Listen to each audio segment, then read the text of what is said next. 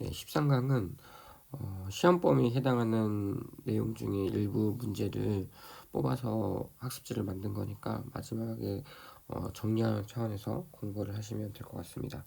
한번 이제 정리해서 문제를 한번 하나씩 풀어보면, 일단 첫 번째 주제는 전자기 유도예요.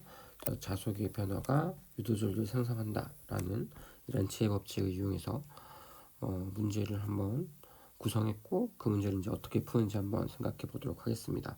자, 일단 여기 있는 이 원기둥은 막대 자석이고요. 이 자석에서 P가 무슨 극인지 모르는 상태에서 주어진 조건, 다시 말하면 이제 두 가지 경우에 LED의 빛이 방출한다. 이걸 가지고 이제 문제를 접근하도록 하겠습니다. 일단 A 지점에서 자석이 한 번은 뒤로 가고요. 뒤로 V라는 속도로 가고, 다시 벽에 튕기고 돌아서 앞으로 V로 갈 거고요.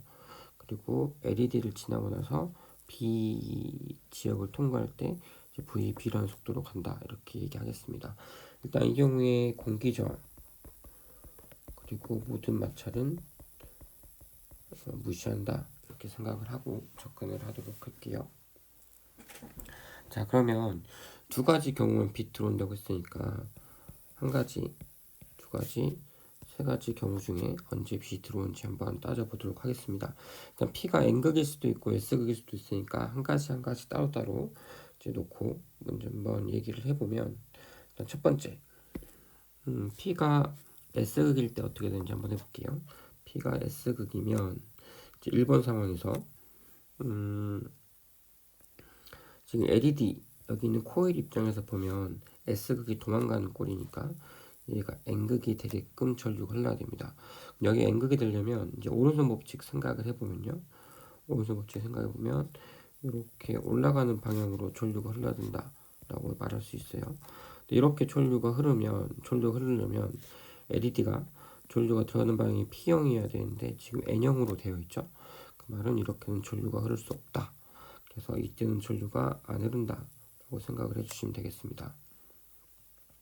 반대로 2번 같은 경우에는 S극이 다가오니까 그때는 N극이 아니고 S극으로 이제 유도가 될 거고요.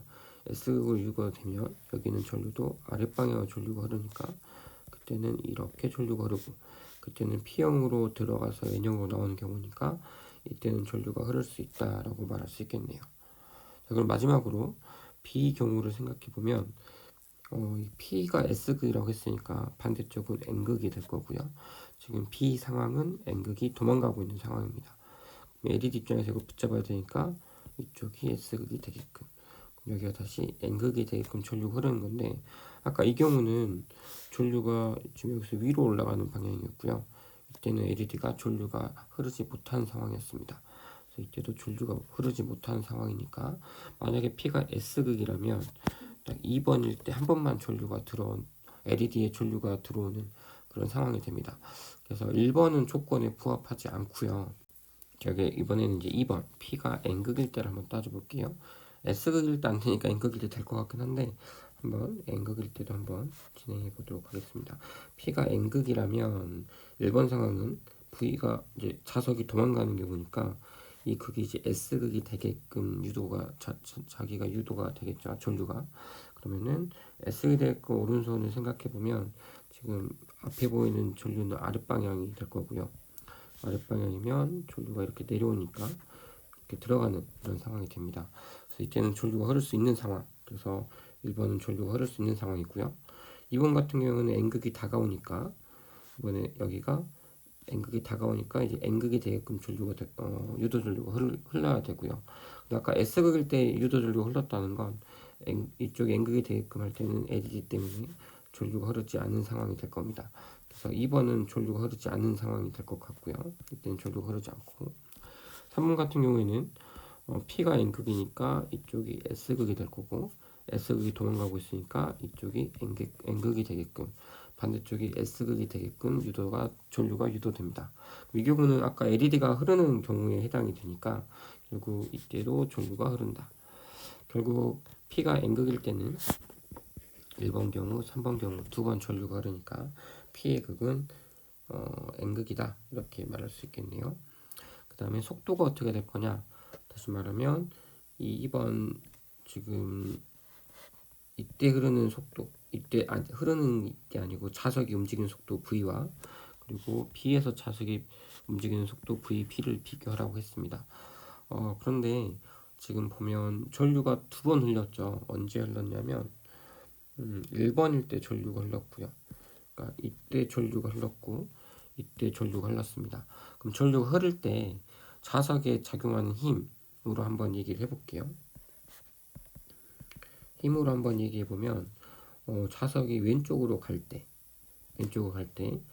P가 N극인데 유도전류가 이쪽이 S극이 되게끔 유도전류가 됐어요. 그러면 지금 자석이 왼쪽으로 도망가는 걸 막고 있는 꼴이니까 그때 힘의 방향은 이쪽으로 힘이 작용합니다.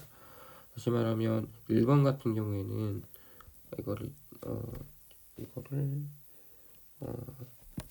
1번 네모라고 부를게요. 네모. 그러면 지금 현재 1번 상황에서는 왼쪽으로 운동을 하는데 오른쪽으로 힘이 작용하는 상황이에요. 자, 그리고 3번 상황을 보겠습니다. 2번은 전류가 안 된다고 했으니까 3번 상황에서는 이제 자석이 오른쪽으로 운동을 하는데 그때 힘은 자석이 도망가는 걸 붙잡는 꼴이죠. 그러니까 왼쪽으로 힘이 작용합니다. 얘는 두 개를 생각해 보면 운동 방향과 힘 방향이 항상 반대다 라고 말할 수 있고요. 항상 운동 방향과 힘의 방향이 반대니까 속도가 감소하는 방향입니다.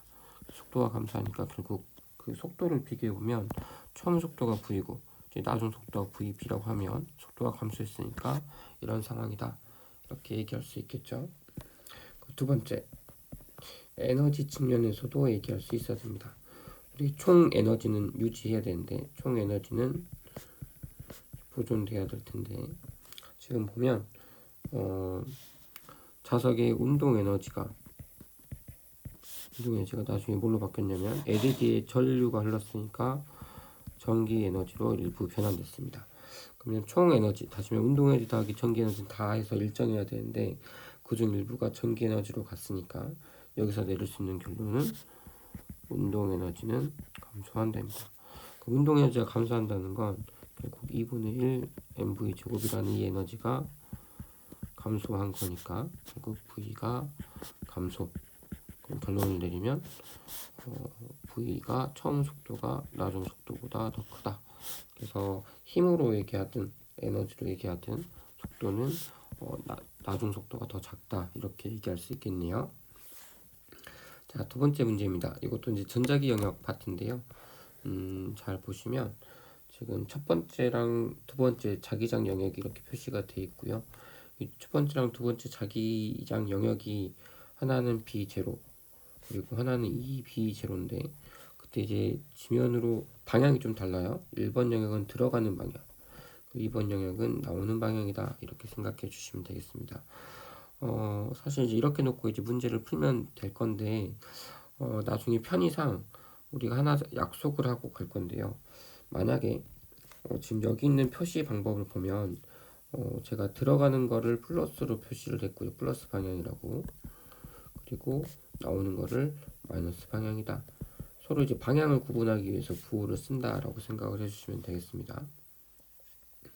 현재 자기장 영역을 비교하면 이쪽 1번 왼쪽에 있는 영역은 자기장이 없고요. 그리고 1번 영역은 자기장이 들어가는 방향으로 B0. 그래서 들어가는 걸 플러스로 표현을 했습니다. 그리고 2번 영역은 나오는 방향이고 2B0다. 그리고 이제 2번 영역 오른쪽 영역은 자기장이 없으니까 0 이렇게 표시를 했습니다. 자, 그러면 지금 현재 지금 이것도 나눠서 한번 해볼게요. 여기를 1번, 여기를 2번, 여기를 3번 상황이라고 생각을 하면 1번 상황에서는 현재 1번 영역으로 들어가고 있는 중입니다. 그러면 지금 이 영역이 점점 증가하고 있는 상황이죠. 다시 말하면 들어가고 있는 게 증가하고 있습니다. 그래서 여기서 이렇게 가는 중간에는 그러니까 다시 말하면 P가 D에 있을 때는 들어가는 영역이 저 코일을 통과하는 자기력선이 들어가는 자기력선이 점점 증가하는, 다시 말하면 자속이 증가하고 있는 상황입니다. 그래서 들어가는 게 증가하니까 렌치의 법칙은 자속의 변화를 반대, 다시 말하면 자기장의 개수가 변하는 걸 반대하는 거니까 나오게끔, 들어가는 게 많아지니까 나오게끔 전류가 흘러야 되고요. 나오게끔 전류가 흐르려면 그 오른손 법칙 생각하면 이렇게 시계 반시계로 돌아서 전류가 흘러야 된다라고 말할 수 있겠죠. 그래서 세기는 나중에 보고요. 방향은 반시계 방향이다, 이렇게 얘기를 해보겠습니다. 그럼 4D일 때를 한번 생각해 볼게요. 지금 그리고 나서 3번을 먼저 하겠습니다. 3번 같은 경우에는 지금 2번 자기장용에서 나오고 있는 상황이고요. 나올 때 지금 현재 보면은 이 영역이 점점 줄어들고 있습니다. 그러면 저 영역은 나오고 있는 자기장 영역이고요. 나오는 게 줄어든다. 다시 말하면 나오는 게 줄어든다. 그러면 렌치의 법칙이 하면 이 줄어든 거를 방해하는 방향으로 가면 늘어나게끔, 다시 말하면 나오는 게 늘어나게끔 유도 전류가 생겨야 된다라고 말할 수 있겠죠. 그럼 나오는 게 늘어야 되니까 이번에도 전류 방향은 이렇게 반시계 방향으로 돌아야 될 것 같습니다. 그래서 이때도 반시계, 이렇게 말할 수 있고요. 그리고 이번 상황은 지금 보시면 영역을 두 개로 나눠서 한번 얘기를 해볼 건데요. 일단 이쪽 영역은 들어가는 건데, 이 들어가는 거는 점점 감소하고 있습니다.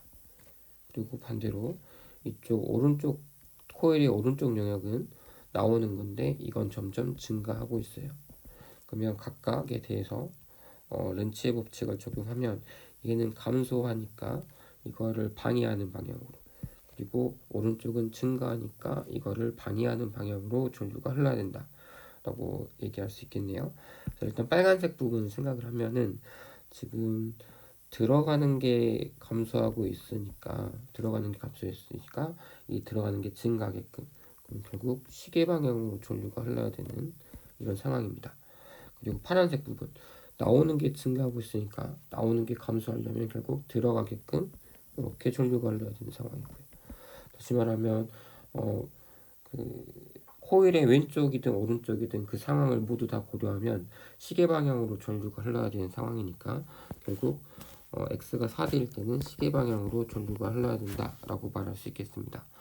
마지막으로 세기를 비교하면 만약에 1번의 유도 전류 세기가 I0라고 했을 때 나머지 두 전류의 세기를 비교하겠습니다. 이때 그러니까 1번일 때는 자기장 영역이 지금 B0인 이런 자기장을 통과하고 있으니까 이때는 변화율이 B0씩 증가하는 상황입니다. 그래서 그때 전류의 세기가 I라면 지금 3번은 여기가 지금 EB0니까 EB0씩 감소하겠죠. 그러면 변화하는 양에 비례해서 유도 전류가 생기니까 여기는 EB다. EI0만큼 전류가 흐른다. 제로라고 할까요? 이렇게 전류가 흐른다라고 할 수 있고요. 4번 같은 경우에는 B만큼 감소하고요. 2B만큼 증가하니까 총 변화율은 3I0만큼 전류가 흘러야 된다라고 말할 수 있을 것 같아요. 이거를 약간 정량적으로 다시 분석을 해보면, 그러니까 자기장이 영역이 이렇게 된다는 거 확인할 수 있었고, 변화율에 따라 자기장 선속, 그 자기장이 얼마큼 변화에 따라서 유도 전류가 생기니까 변화율을 한번 따져주면 지금 1번 영역으로 들어가는 동안의 변화율은 0에서 플러스 B0니까 변화율이 B0, 델타 B가 B0일 거고, 여기 1번 영역에서 2번으로 들어갈 때는 자기장 변화율이 마이너스 B였다가 마이너스 2B가 됐으니까 변화율이 마이너스 3B0다 말할 수 있겠네요. 그리고 2번 영역에서 2번 오른쪽 영역으로 넘어갈 때는 이때는 자기장 변화율이 플러스 2B0다 말할 수 있겠습니다. 그래서 변화율이 제일 큰 2번 상황에서 제일 전류가 세고요. 3으로, 그 다음 2, 그 다음은 1이다 이렇게 말할 수 있고요. 방향도 똑같이 비교할 수 있겠죠. 지금 1번과 3번은 똑같이 변화율이 플러스니까 그 전류가 같은 방향, 2번 상황만 변화율이 마이너스니까 유도 전류 방향이 반대 방향, 이렇게도 얘기할 수 있겠네요. 자, 그렇게 해서 목표까지 완성했습니다. 자, 이제 세 번째 문제는 파동과 관련된 문제고요. 지금 왼쪽은 사진, 그리고 오른쪽은 움짤이다. 뭘 보고 알 수 있냐면 X축이 위치냐 시간이냐 보고 알 수 있었죠. 그래서 아래에 있는 움짤을 보고 알 수 있는 거는 얘가 몇 초 뒤에 다시 제자리에 돌아오는가, 다시 말하면 주기를 알 수 있고요. 물론 이 주기를 안다는 건 주기의 역수가 진동수니까 진동수까지는 이 움짤 그래프를 보고 알 수 있습니다. 이제 위에 있는 그래프는 오른쪽 축이 사진이니까 결국 어떤 걸 할 수 있냐면, 얘가 사진을 찍은 거라서 전체적인 파의 개형을 볼 수 있어요. 그럼 얘가 파가 이동할 때 어떻게 진동하면서 이동하는지를 이제 대략적으로 알 수 있게 되고요. 결국 하나의 파장을 알 수 있는 상황, 뭐 침폭은 두 가지 다 알 수 있고요. 그래서 여기서 파장을 알 수 있다. 그래서 여기서 파장과 진동수 혹은 주기를 이용하면 파동의 속도를 구할 수 있다라고 생각할 수 있겠습니다. 자, 그래서 이제 오른쪽 그래프를 보면 이제 매질이 두 개입니다. 매질이 달라지면 속도가 달라진다고 했고요. 그래서 A 매질에서의 속도를 VA, B 매질에서의 속도를 VB라고 한다면 문제 조건에서 VB의 속도는 10m/s라고 나와 있고요. 현재는 X축이 X인 사진 그래프입니다. 그래서 여기서는 이제 파장을 알아낼 수 있고요. 파장은 한번 진동할 때 움직인 거리니까 그 매질의 위치가 처음 다시 위치로 돌아올 때까지 거리, 그래서 한번 아래쪽에 있을 때는 다시 아래쪽으로 돌아온 거리를 생각하면 되겠죠. 그래서 이때 파장을 생각해 보면 6에서 14까지니까 8m. 그리고 매질 A에서는 파장이 한번 위에 있을 때 다음 위까지 가는 데까지 간 거리, 이걸 생각해 보면 A에서의 파장은 4m인 걸 알 수 있습니다. 자, 그러면 속도는 이제 이렇게 생각할 수 있고요. 근데 지금 여기서 파는 바뀌지 않고 매질만 바뀌었기 때문에 진동수는 일정하고요. 파장만 바뀌는 경우다라고 생각을 하면 되겠습니다. 그러면 지금 속도가 다르다는 건 파장이 다르다는 걸 의미하겠죠.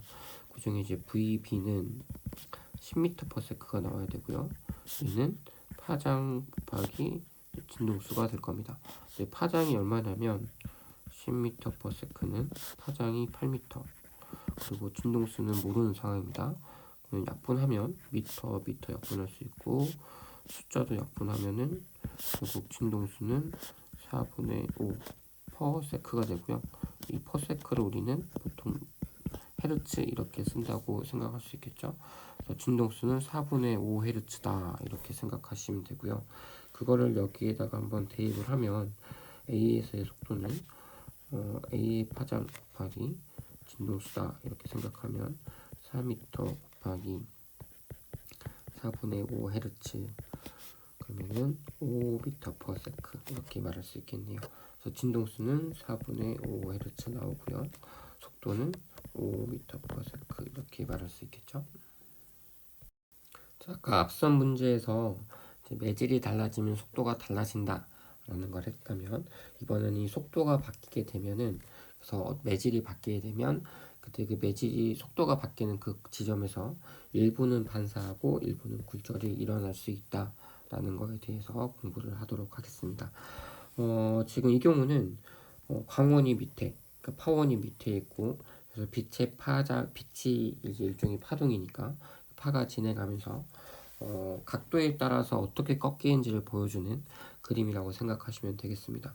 그래서 일단 수직하게 올라가면 일부 반사하고 일부는 그대로 투과하는 거 이렇게 볼 수 있고요. 그리고 이제 다른 각도로 이제 발사하게 되면 이제 법선을 기준으로 이제 입사각, 그리고 굴절각, 그리고 일부 반사각 이렇게 나뉜다는 거 전에 공부했었습니다. 근데 지금 이 경우는 물에서의 굴절률 N1 그리고 공기에서 굴절률 N2라고 하면, 지금 입사각과 굴절각을 봤을 때 입사각보다 굴절각이 더 큰 상황입니다. 그 경우는 더 속도가 느린 데서 속도가 빠른 곳으로 갈 때 각도가 더 커진다. 그러니까 속도가 결국 그 입사각 혹은 굴절각의 크기와 관련이 있다라고 생각해 주시면 되겠습니다. 그래서 이제 한번 문제를 살펴보면, 문제라는 것보다 일단 좀 내용을 정리를 해보면 속도가 어떻게 정의가 됐냐면 굴절률분의 속도, 기준 속도 이렇게 얘기를 했습니다. 그래서 어떤 매질에서의 속도는 기준 속도에 비해서 얼만큼 굴절률만큼 속도가 느려졌니? 그래서 보통 V는 보통 최고 속도로 보통 기준이 되어 있고요. 그래서 N은 보통 1보다 큽니다. 그래서 어떤 매질에 들어가면 속도가 얼만큼 느려지니 보통 이걸 기준으로 얘기를 많이 하고요. 빛 기준에서 특히 더 그렇습니다. 그래서 빛은 보통 속도가 기준 속도를 C라고 하고요. 이건 이제 진공의 속도고 이거에 비해서 얼만큼 속도가 느려지느냐에 따라서 매질에서의 속도가 결정이 된다. 이렇게 생각해 주셔도 되겠습니다. 근데 보통 공기는 굴절률이 거의 1이라서 속도가 거의 변하지 않는다라고 생각하시고 이제 물이나 다른 아크릴 혹은 투명한 매질에 들어가면 속도가 뭐 많게는 3배, 4배 혹은 뭐 1.5배, 2배, 2배 정도 줄어든다라고 생각하시면 되겠어요. 그래서 아까 속도가 크면 그때 굴절각이 크다 혹은 입사각이 크다 이때 세타가 크다라는 걸 알 수 있고요. 속도가 크다는 거는 반대로 말하면 굴절률은 작다 이렇게 얘기할 수 있습니다. 굴절률이 작다는 건 그만큼 속도가 크다는 거고 속도가 크다는 건 그만큼 여기 있는 세타가 커요.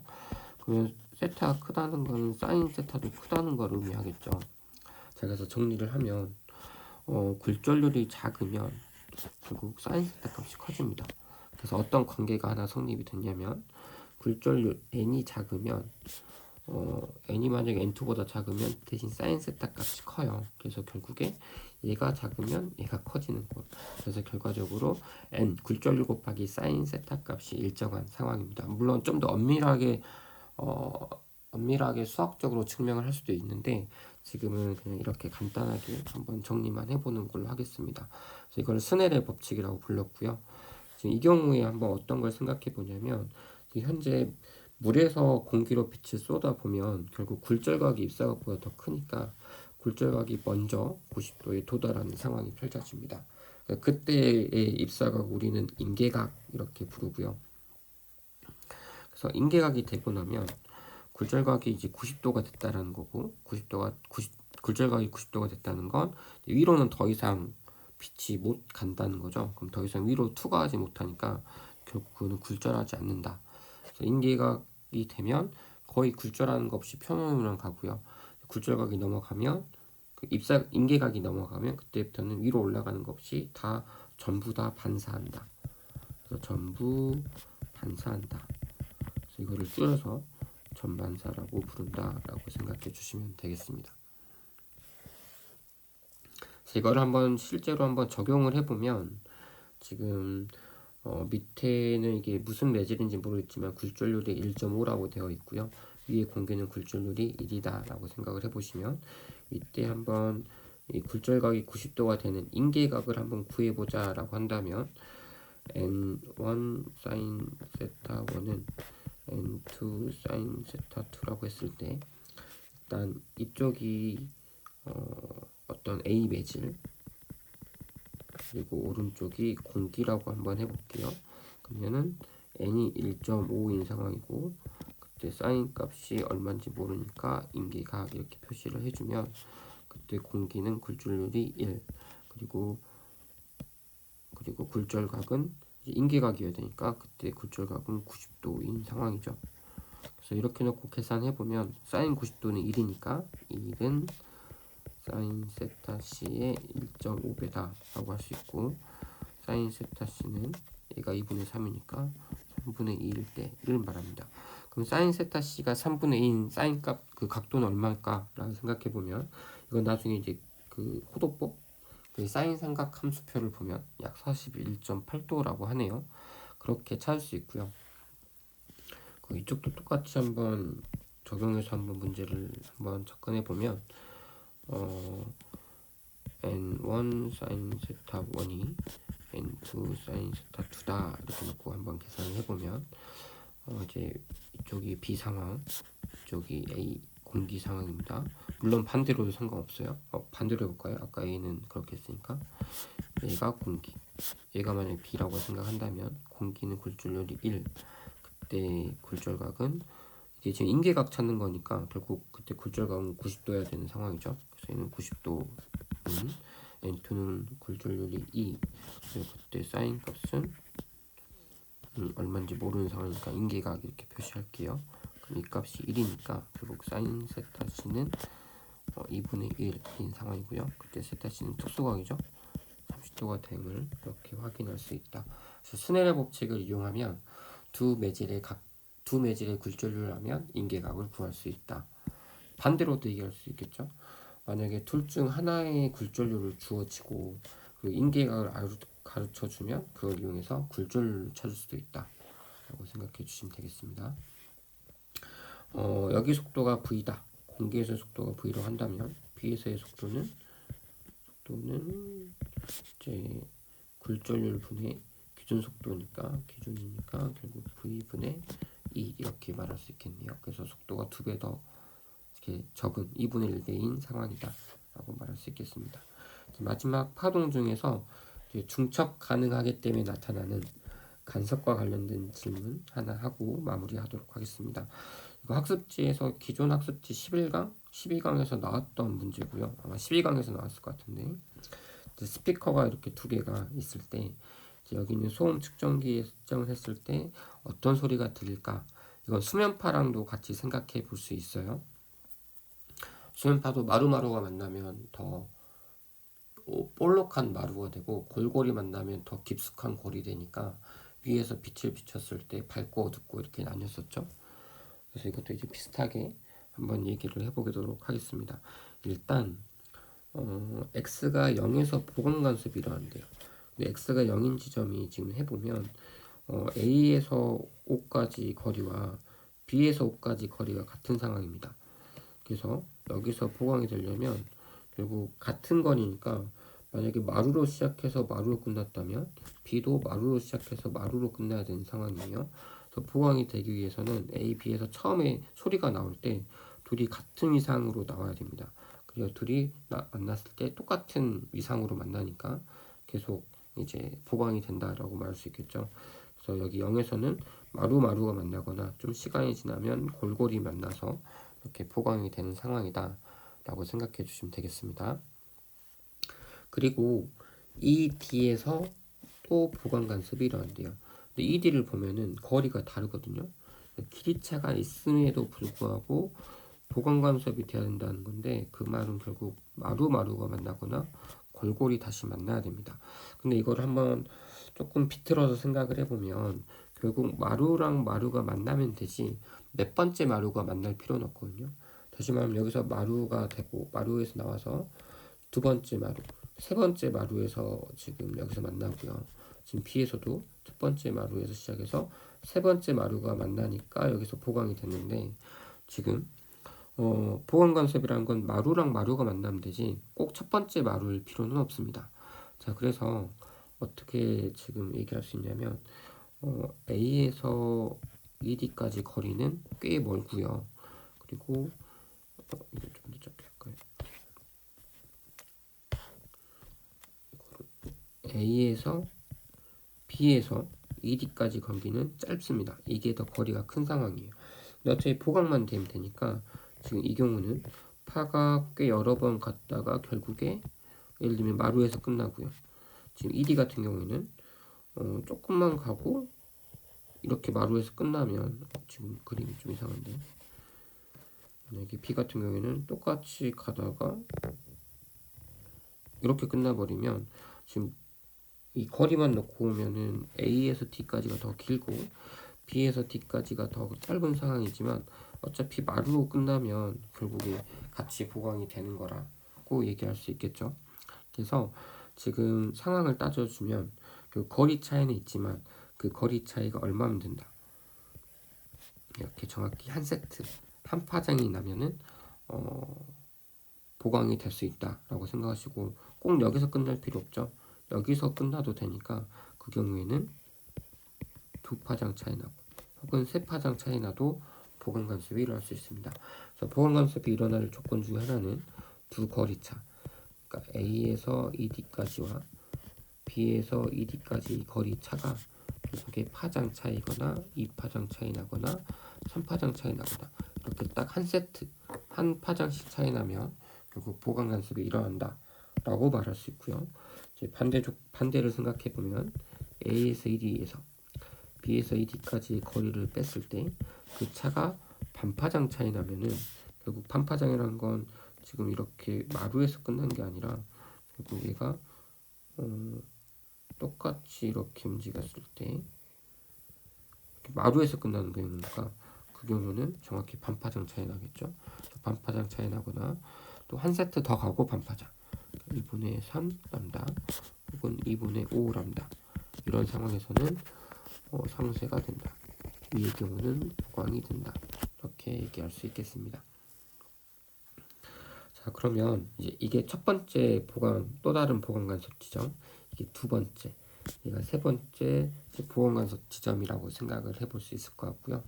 지금 이 D가 첫 번째 보강 간섭이 일어난 지점이니까 그때 거리 차이가 이만큼 차이가 나는구나 라고 생각을 하시면 될 것 같아요. 일단 기억 니은 디귿 한번 얘기를 해보면 A랑 B는 소리 의상이 같다. 왜냐하면 딱 0인 지점에서 보강이 됐다는 건 A랑 B가 똑같이 마루가 오거나 골이 와야만 보강이 될 수 있는 상황입니다. 그래서 기억은 맞는 상황이고요. 이거를 한번 비틀어 생각을 해보면 A가 마루가 올 때 B가 골부터 오기 시작하면 0에서는 마루골이 만나게 돼요. 그래서 이때는 상쇄가 일어날 수 있습니다. A, B가 소리가 위상이 같아야만 이 가운데서 보강이 된다. 다시 말하면 가운데서 무조건 보강은 아니고요. 저 A랑 B가 처음에 같은 위상을 내보내는지 다른 위상이 내보내는지를 따져줘야 된다라고 생각하셔야 됩니다. 보강 간섭이 되면은 진동수가 크다. 우리 저번에 그 실제 실험을 했을 때 두 파원을 켰을 때 소리가 켜졌지 갑자기 음이 높아지진 않았잖아요. 그 진동수는 변화가 없다. 보강 간섭이 된들, 상쇄 간섭이 된들. 그 니은은 틀린 말이라고 할 수 있고요. 이 마이너스 1D부터 2D까지 상쇄 간섭이 일어나는데 몇 번 일어나냐라는 걸 물어본 것 같아요. 근데 지금 이 지역이 어느 지역이냐면 두 거리 차이가 람다만큼 차이 나는 지역이고요. 그리고 같은 이유로 여기 마이너스 2D도 한번 보면은 여기서부터 A까지 거리와 A에서 2D까지 거리 차이가 이 2D랑 똑같은 상황이겠죠. 지금 정확히 대칭이니까. 그럼 이 경우도 거리 차이가 람다만큼 차이 나니까 이때도 보강이 일어날 거예요. 그러면 지금 이 거리 차이를 생각을 했을 때 이 중간 정도 되는 정확히 어딘지는 모르겠지만 좀 애매할 수 있지만 여기 어딘가에서 정확히 중간이 아닐 수도 있어요. 이 기간에 분명히 거리 차이가 좀 더 좁아졌을 테니까 여기 어딘가에서 2분의 람다 차이 나는 지점이 있을 거고요. 또 여기 어딘가에서도 2분의 람다 차이 나는 지점이 있을 겁니다. 이렇게 2분의 람다 차이 나는 지점이 있겠죠. 그래서 한번 정리를 해보면 여기 2D까지가 람다 차이니까 그 사이 어딘가에서는 그것보다 거리차가 작은 2분의 람다 차이 나는 지점이 각각 한 군데씩 있을 거예요. 그러니까 전체적으로는 두 군데 있다라고 말할 수 있고요. 그래서 디귿은 맞는 표현이 되겠습니다. 그래서 이걸 한번 직접 실제처럼 생각을 해보면 두 스피커가 있을 때 정확히 가운데서 소리를 들었을 때 소리가 크게 들리다가 오른쪽으로 가다 보면은 갑자기 소리가 안 들리는 구간이 생기고요. 좀 더 오른쪽으로 가면 다시 소리가 커지는 구간이 생긴다. 이렇게 얘기할 수 있을 것 같아요. 그래서 이렇게 해서 간섭같이 중첩이 가능한 이 파동의 특징적인 현상으로 인해서 다시 말하면 입자는 중첩이 안 되지만 파동은 중첩이 되는 이런 가능성 때문에 이렇게 간섭 효과까지 나타날 수 있다까지 공부했습니다. 남은 기간 동안 시험 공부 마무리 잘 하시기 바래요.